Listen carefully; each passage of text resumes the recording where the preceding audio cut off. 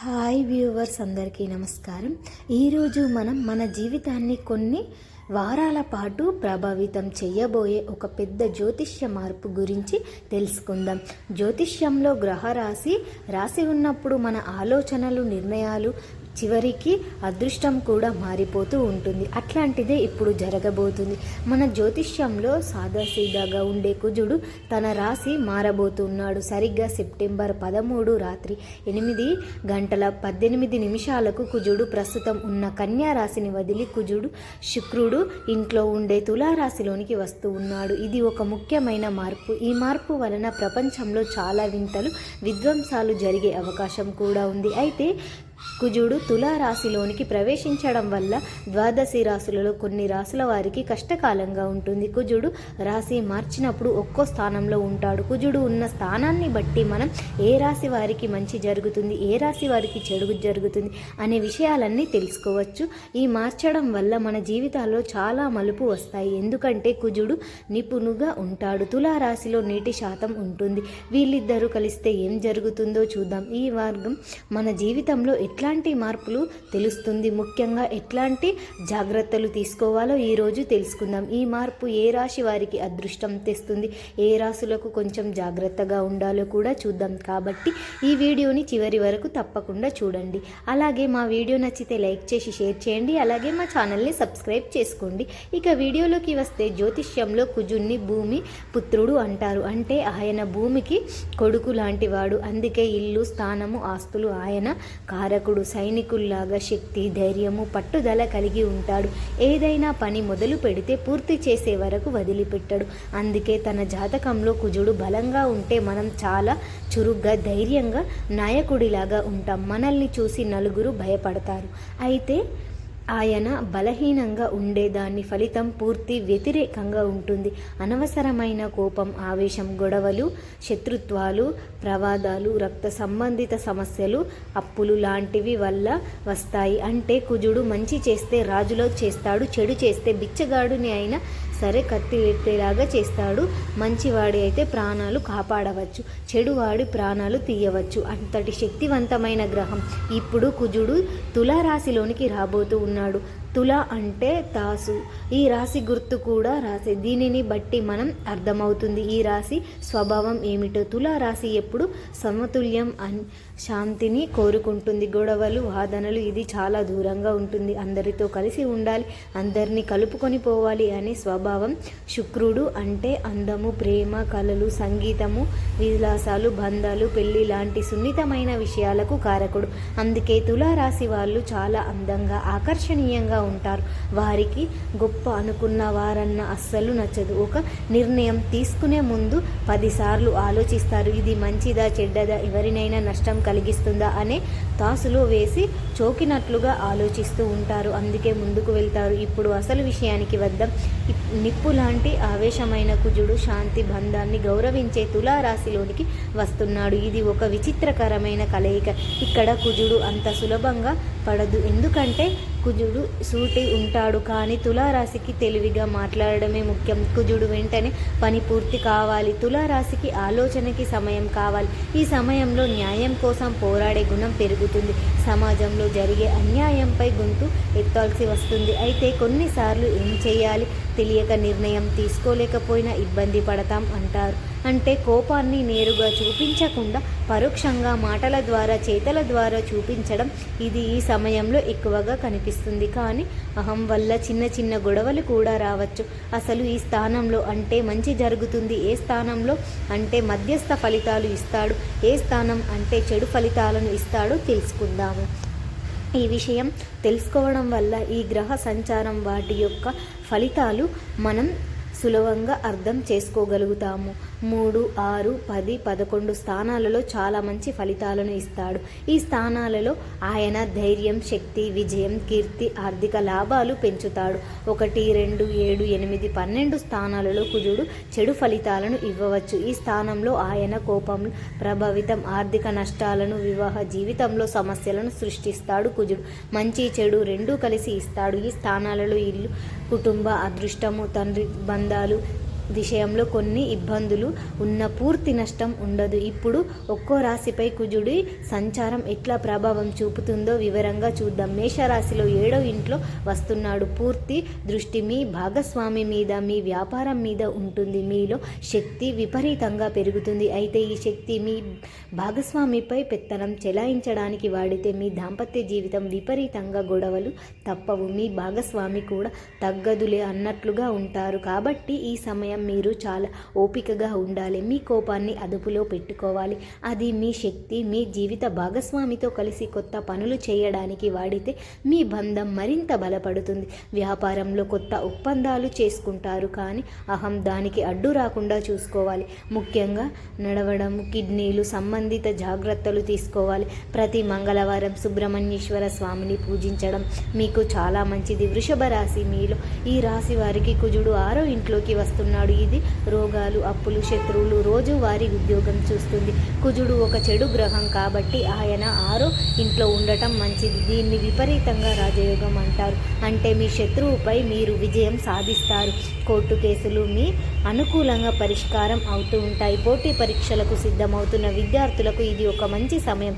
ఉద్యోగంలో మీ కష్టానికి గుర్తింపు వస్తుంది. అయితే ఇక్కడ కొన్ని జాగ్రత్తలు కూడా ఉన్నాయి. కుజుడు ఆవేశానికి కారకుడు. మీ సమయంలో ఎక్కువగా కష్టపడి పనిచేయటం వల్ల ఆరోగ్యం దెబ్బతినే అవకాశం ఉంటుంది. ముఖ్యంగా రక్తపోటు, వేడికి సంబంధిత సమస్యలు. ఈ విషయంలో చాలా జాగ్రత్తగా ఉండాలి. అనవసరంగా అప్పులు ఇవ్వడం, తీసుకోవడం చేయవద్దు. సోదరులతో చిన్న చిన్న గొడవలు రావచ్చు. సర్దుకపోవడం మంచిది. ప్రతిరోజు హనుమాన్ చాలీసా చదవడం వల్ల మీకు మంచి రక్షణ లభిస్తుంది. మిథున రాశికి కుజుడు 5వ ఇంట్లోనికి వస్తున్నాడు. ఈ ఇండ్లు అంటే ప్రేమ, పిల్లలు, తెలివితేటలు, చదువు, స్టాక్ మార్కెటింగ్ ఫలితాలు. 2వ ఇంట్లో ఉన్న ఒకవైపు మీలో కొత్త ఆలోచనలు వస్తాయి. విద్యార్థుల చదువులో రాణిస్తారు. ప్రేమ వ్యవహారాలు ఆపరేషన్ పెరుగుతుంది. అంటే కుజుడి కోపం వల్ల మీ ప్రేమ బంధాలు, గొడవలు, అపార్థాలు కూడా పెరిగే అవకాశం ఉంది. మీ భాగస్వామిపై ఆధిపత్యం చూపించాలని ప్రయత్నిస్తే ఇది బంధాన్ని దెబ్బతీస్తుంది. పిల్లల విషయంలో కూడా జాగ్రత్తగా ఉండాలి. వారి ప్రవర్తనలో కొంచెం మద్దతుతనం పెరగవచ్చు. గర్భిణీ స్త్రీలు ఆరోగ్య విషయంలో చాలా జాగ్రత్తగా ఉండాలి. స్టాక్ మార్కెటింగ్, బెట్టింగ్ లాంటివి ఇది అస్సలు మంచి సమయం కాదు. ప్రతి బుధవారం విష్ణు సహస్రనామం వినడం మీకు మేలు చేస్తుంది. కర్కాటక రాశి, ఈ రాశికి కుజుడు 4వ ఇంట్లోనికి వస్తున్నాడు. 4వ ఇల్లు అంటే తల్లి, ఇల్లు, వాహనం, మనశ్శాంతి ఇస్తుంది. కుజుడు 4వ ఇంట్లో ఉండటం అంత మంచిదిగా ఉండదు. దీనివల్ల మీ ఇంట్లో ప్రశాంతతను లభిస్తుంది. కుటుంబ సభ్యులతో, ముఖ్యంగా తల్లితో అనవసరమైన వాదనలు జరగవచ్చు. ఇంటి వాతావరణం కొంచెం వేడిగా ఉంటుంది. మీరు మీ కోపాన్ని ఇంట్లో వాళ్ళ మీద చూపిస్తే అవకాశం ఉంది. కాబట్టి ఈ సమయంలో మీరు చాలా ఓపికగా ఉండాలి. వాహనాలు నడిపేటప్పుడు చాలా జాగ్రత్తగా ఉండాలి. వేగం అదుపులో ఉంచుకోవాలి. ప్రమాదం జరిగే అవకాశం ఉంది. ఇంటికి సంబంధించి రిపేర్లు, రేట్ వంటి విషయంలో ఇబ్బందులు ఎదురు కావచ్చు. మీ తల్లి ఆరోగ్యం పట్ల ప్రత్యేక శ్రద్ధ వహించాలి. అయితే ఒక మంచి విషయం ఏమిటి అంటే ఈ సమయంలో మీరు ఇంటిని కొత్త వస్తువులు కొనడానికి చాలా శక్తిని ఉపయోగిస్తారు. ఈ మనసులో ఉన్న అశాంతి తొలగిపోవడానికి ధ్యానం, యోగా వంటివి చేయడం అవసరం. ప్రతి సోమవారం శివుణ్ణి చేయడం వల్ల మనశ్శాంతి లభిస్తుంది. సింహరాశి, మీ రాశికి కుజుడు 3వ ఇంట్లోనికి వస్తున్నాడు. 3వ ఇల్లు అంటే ధైర్యం, కమ్యూనికేషన్తో గుట్టువులు, చిన్న ప్రయాణాలు చేస్తుంది. ఇక్కడ కుజుడు చాలా బలంగా ఉంటున్నాడు. మీలో ధైర్యము, విశ్వాసము రెట్టింపు అవుతూ ఉంటాయి. మీరు ఇంతకాలం వాయిదా వేసిన పనులన్నిటినీ కూడా ఇప్పుడు ధైర్యంగా ముందుకు వచ్చి పూర్తి చేస్తారు. Marketing, sales, real estate, video editing రంగాలలో ఉన్నవారికి ఇది ఒక సువర్ణ అవకాశం. చిన్న చిన్న ప్రణాళికలు ఎక్కువగా చేస్తారు. వాటి వల్ల లాభం కూడా ఉంటుంది.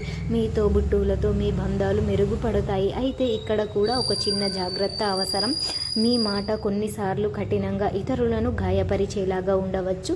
ఇలా మీ ధైర్యం కొన్నిసార్లు అహంగా మారే ప్రమాదం ఉంది. రిస్క్ తీసుకునే ముందు ఆలోచించండి. ప్రతి ఆదివారం సూర్యుడికి నీళ్లు ఇవ్వడం, ఆద్యం హృదయపూర్వక పారాయణం చేయడం మీ ఆత్మ విశ్వాసాన్ని మరింత పెంచుతుంది.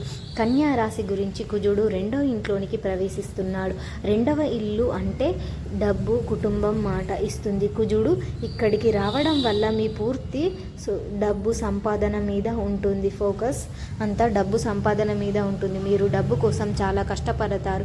అయితే కుజుడు కోపం వల్ల డబ్బు ఎంత వేగంగా వస్తుందో అంతకంటే వేగంగా ఖర్చు అయిపోతూ ఉంటుంది. కాబట్టి ఆర్థిక విషయంలో చాలా ప్లానింగ్తో ఉండాలి.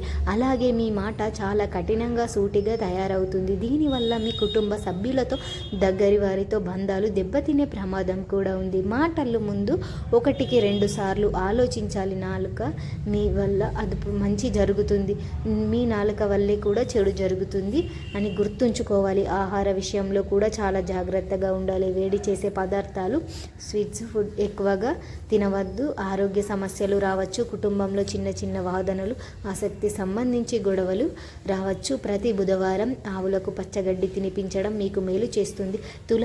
తులారాశి కుజుడు మీ సొంత రాశిలోనికి వస్తున్నాడు. ఇది చాలా పెద్ద మార్పు. మొదటి ఇల్లు మన శరీరం వ్యవస్థితం, ఆరోగ్యం చేస్తుంది. ఇలా రావడం వల్ల మీలో శక్తి, కోపం కొన్ని ఒక్కసారిగా పెరిగిపోతాయి. మీలో చాలా చురుకుదనంగా ఉంటారు. అయితే ఈ స్వభావం, మనశ్శాంతి, సమతుల్యత కోరుకుంటారు. ఈ రెండింటి మధ్య మీరు నలిగిపోతారు. వల్ల మీలో చిరాకు పెరుగుతుంది. చిన్న విషయాలకే గొడవలు పెరుగుతాయి. ఇది మీ బంధాలు, ఆరోగ్యంపై దెబ్బతీస్తుంది. తలనొప్పి, రక్తపోటు, ఈ గాయాల వంటి సమస్యలు వచ్చే అవకాశం ఉంది. కాబట్టి ఈ సమయంలో మీరు చేయవలసిన ముఖ్యమైన పని శక్తి సరైన మార్గంలో పెట్టడం, వ్యాయామం చేయడం, జిమ్కి వెళ్ళడం లాంటివి చేయడం. దీనివల్ల మీలోనికి అదుపు శక్తి బయటకు వచ్చి మీరు ప్రశాంతంగా ఉంటారు. మీ ధైర్య, విశ్వాసం, డ్రైవింగ్ విషయంలో కూడా మాత్రం చాలా జాగ్రత్తగా ఉండాలి. ప్రతి శుక్రవారం లక్ష్మీదేవిని తెల్ల పూలతో పూజించడం వల్ల మీకు శాంతి, సౌఖ్యము కలుగుతుంది. వృశ్చిక రాశికి అధిపతి కూడా ఈయన ఇప్పుడు మీ రాశికి 12వ ఇంట్లోకి వస్తున్నాడు. 12వ ఇల్లు అంటే ఖర్చులు, నష్టాలు, విదేశీ ప్రయాణాలు చేస్తుంది. మీకు అధిపతి స్థానంలో వెళ్ళడం వల్ల మీకు ఖర్చులు విపరీతంగా పెరుగుతాయి. డబ్బు నీళ్ళలాగా ఖర్చయిపోతూ ఉంటుంది. అనవసరమైన ప్రయాణాలు, ఆసుపత్రి ఖర్చులు మీ మీద పడే అవకాశం ఉంది. మీరు మీ శక్తి కోల్పోయినట్లుగా నిరుత్సాహంగా ఫీల్ అవుతూ ఉంటారు. మీ వెనుక శత్రువులు కుట్రలు చేసే అవకాశం కూడా ఉంది. మీరు మిమ్మల్ని మోసం చేయవచ్చు. కాబట్టి ఈ సమయంలో ఎవరిని గుడ్డిగా నమ్మవద్దు. అయితే దీనిలో ఒక మంచి కోణం కూడా ఉంది. 12వ ఇల్లు విదేశాలను సూచిస్తుంది. కాబట్టి విదేశాలు వెళ్ళాలనుకునే వారికి ఇది అనుకూలమైన సమయం. అలాగే ఆత్మ చింతన, ధ్యానం వంటి వాటి మీద ఆసక్తి పెరుగుతుంది. హాస్పిటల్, ఆశ్రమాలకు వంటి చోట దాన ధర్మాలు చేయడం వల్ల చెడు ప్రభావం తగ్గుతుంది.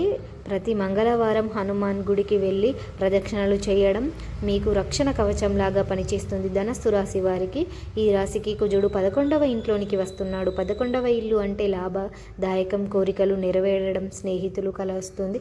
కుజుడు ఇట్లాంటి చెడు గ్రహం 11వ ఇంట్లోనికి రావడం అనేది ఒక మహారాజయోగం. ఇక్కడ కుజుడు అద్భుతమైన ఫలితాలను ఇస్తున్నాడు. మీరు ఏ పని చేసినా అందులో విజయాలను, లాభాలను తప్పకుండా మీకు ఆదాయం, అనూహ్యం పెరుగుతుంది. ఒకటి కంటే ఎక్కువ మార్గాల నుంచి డబ్బు వస్తుంది. మీ పెద్ద కోరికలు, కలయికలు ఏవైతే ఉన్నాయో అవి ఈ సమయంలో నెరవేరుతాయి. కొత్త స్నేహితులు పరిచయాలు అవుతాయి. వారి వల్ల మీకు చాలా మేలు జరుగుతుంది. మీ అన్నయ్యలు, అక్కయ్యల నుంచి కూడా ఈ సహకారం లభిస్తుంది. వ్యాపారంలో లాభాలు వస్తాయి. ఉద్యోగంలో ప్రమోషన్, జీతం పెంపు లాంటివి ఆశించవచ్చు. ఇది మీకు అన్ని విధాలుగా ఒక అద్భుతమైన సమయం. అయితే ఒకసారి మీ స్నేహితులతో చిన్న చిన్న అనర్హ వాదనలతో కూడిన గొడవలు జరగవచ్చు. వాటిని పెద్దవిగా చూసుకుంటే ఈ సహకారం మీకు ఒక వరం లాంటిది. ప్రతి గురువారం దగ్గరలో ఉన్న దేవాలయంలో శనగలు దానం చేయడం మీ అదృష్టాన్ని మరింత పెంచవచ్చు. మకర రాశి వారికి 10వ ఇంట్లో కుజుడు ప్రవేశించడం, 10వ ఇంట్లో అంటే ప్రతి ఇల్లు అంటే ఉద్యోగం, వృత్తి, ఆర్థిక కీర్తి చేస్తుంది. కుజుడు ఈ చాలా బలంగా ఉన్న స్థానం. ఇక్కడ కుజుడు సింహలాగా గర్జిస్తాడు. ఇది మీ కెరియర్ను, మార్కెటింగ్ లాంటి ఇస్తుంది. మీకు ఉద్యోగంలో, వ్యాపారంలో ఇక్కడ స్థానంలో వెళ్తారు. మీలో నాయకత్వ లక్షణాలు పెరుగుతాయి. నడిపించే అవకాశం మీకు వస్తుంది. మీ పనిలో చాలా దూకుడు, కష్టపడి ఉంటారు. అయినా సులభంగా చేసుకుంటూ మీపై ఆధిపత్యం నుంచి మీరు పూర్తి మద్దతు లభిస్తుంది. ప్రమోషన్లు, కొత్త బాధ్యతలు ఎదురవుతూ ఉంటాయి. ప్రభుత్వ రంగంలో ఉన్నవారికి, ఆర్మీ, రియల్ ఎస్టేట్ వంటి రంగంలో ఉన్నవారికి ఇది ఒక అద్భుతమైన సమయం. మీకు కీర్తి పెరుగుతుంది. అయితే కుజుడు ప్రభావం వల్ల మీకు పనిలో అధిక ఒత్తిడి గురి అవుతూ ఉంటారు. ఇట్లాంటి కుటుంబాన్ని పట్టించుకోకుండా పూర్తి సమయాన్ని పనికే కేటాయించడం ఇది మీ వ్యక్తిత్వ జీవితంలో సమస్యలను సృష్టించవచ్చు. పనిలో పట్టించుకోవడం వల్ల ప్రతి ముఖ్యమైన శనివారం శనీశ్వరుని నువ్వుల నూనెతో దీపం పెట్టడం వల్ల మీ కెరియర్లో స్థిరత్వం లభిస్తుంది. కుంభరాశి, ఈ రాశిలోనికి కుజుడు 9వ ఇంట్లోనికి ప్రస్తుతం, అంటే 9 అదృష్టము, తండ్రి, గురువు, విద్య చూస్తుంది. కుజుడు అదృష్ట స్థానంలో రావడం వల్ల మీ అదృష్టం మిమ్మల్ని మీకు తక్కువగా కష్టపడవలసిన ఎక్కువ ఫలితాలను ఇస్తుంది. మీతో నీ బంధాలు మెరుగుపడతాయి.